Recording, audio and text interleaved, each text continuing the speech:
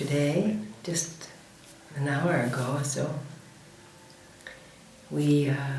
in our course here at the Alya Institute, we made groups of 5 people, and each person in the group could get up and embody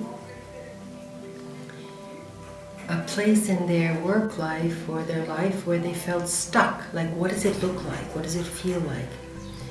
And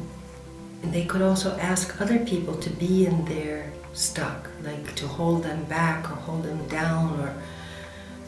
be noise that confused them or whatever. And then they could feel this stuck place as a system,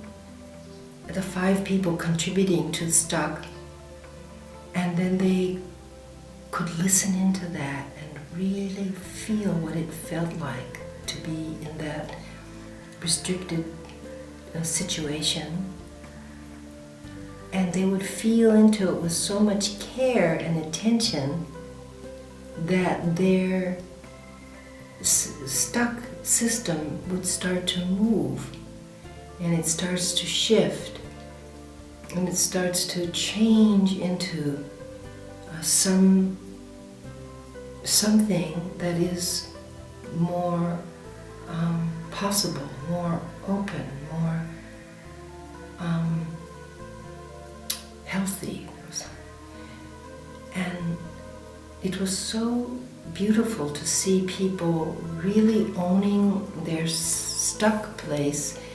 and really trusting that if they move toward that, rather than avoid and say, oh, go away, but that they really trusted that and could lean into it, that as a group they could find their way into a sort of next step. So this was a little social presencing theater, but in a certain way that's what I would wish for people, that they can trust their own stuck places, their own breakdown places, their own not knowing, their own confusion, enough to listen into that for whatever wisdom or whatever insight, whatever sense of knowing comes out of that people really trust each other as a collective. At the end, people thank the people in their group for listening in that way to them, not to their words,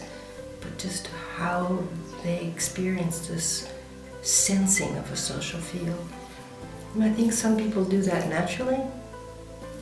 and they're very tuned in to being part of a social body and to listening in a creative way for what is emerging. And many of us have our own collection of fears and opinions and judgments that make it less free. So I guess I would wish that everyone in their own way has their practice of courageously being with whatever their life is, and appreciating that there's always movement and there's always change.